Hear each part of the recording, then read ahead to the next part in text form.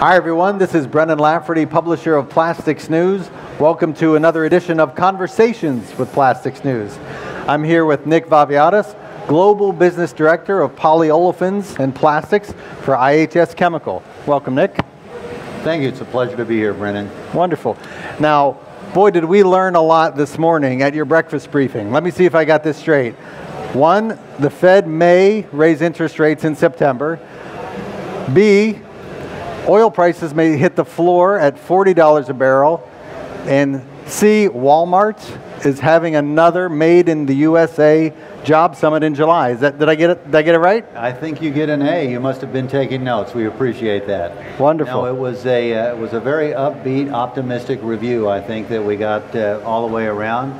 The economy looks like it's set to recover, although it's a modest recovery. Walmart renewed their pledge, or affirmed their pledge, to spend $250 billion in the U.S. over the next 10 years. Much of that will be on plastics-related products, so that had everybody's attention. And all the way around, we were looking at expansions from the producers and processors, so we heard a lot of good news today. Indeed, your economist, very bullish on the domestic plastics market, right, and the market in the U.S. in general. Europe, not as much. Right, still, but positive. We think that Europe has bottomed out. We turned the corner at the end of last year, and we now think we'll see positive but modest growth in Europe, really starting this year. Yeah. Now, Braskem's opening up a plant in Mexico. Yes, they are. Can you tell us a little bit about what you know there? It's a venture with Braskem and Edesa. It's a joint venture project. It's the first major new facility to start up in North America in more than a decade, and it's a world-scale plant. It'll be about 1 million tons in capacity. And right now we're expecting them to start up production late in 2015, early 2016 latest. They'll be focused on high-density and low-density materials. So that's in Mexico. What does your team know about any other additional capacity that might be coming online in the next 2 to 5 years? Well, there are rumors of other projects, but at this point we're just talking about the Braskem Edesa project. But that's the only one that's been named. Now that said, Mexico is a major importing country for plastics, polyolefins in particular, and we think that there's reason to justify another plant.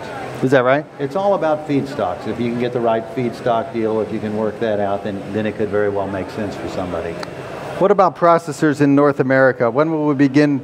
When will they begin to adding new capacity or production capacity here?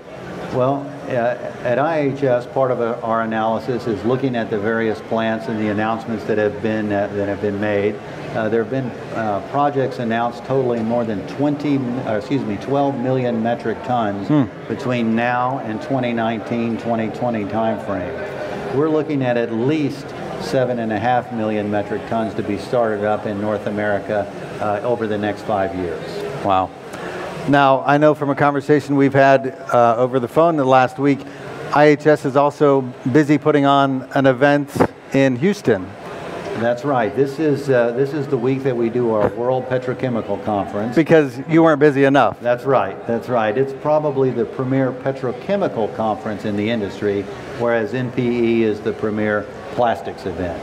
So we've got a global team. Part of the team is committed to the Texas conference, and my team and I are here, and we're happy to be in Orlando with the plastics industry. Wonderful.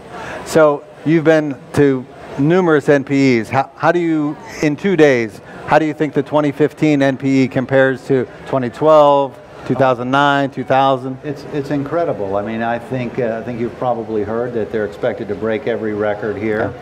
We've spoken to many processors, both at our breakfast session this morning and coming by our booth. And I can tell you that we've heard repeatedly that people are optimistic, they're bullish, they're buying equipment, they're ordering equipment here. Right. So it's very positive. Wonderful, wonderful. What else does IHS have going on? I know you produce several reports. Right. We really consider ourselves a leading provider of information, analysis, expertise around various industries, chemical industry being one. So we have a number of reports that we're making available to the plastics industry that cover various products, various regions, any combination of which you might be interested, single product, multiple products, single region, global. We go upstream and we do reviews of the olefin market. We look at supply, demand, we look at trade, we do price forecasting. A number of our clients use us as indexing, for indexing their purchases, etc. So I would say if anyone's interested, they ought to come by our booth, and we've got some sales folks that would be happy to talk to them. Wonderful. Those reports. And we have some show specials going on. So Okay. get them while they're hot. There you go. Well, wonderful. Well, thank you so much for being here. It's a pleasure to be here with you, Brennan. Thanks for watching another Conversation with Plastics News. Our guest has been Nick Vafiadis, Global Business Director at IHS Chemical.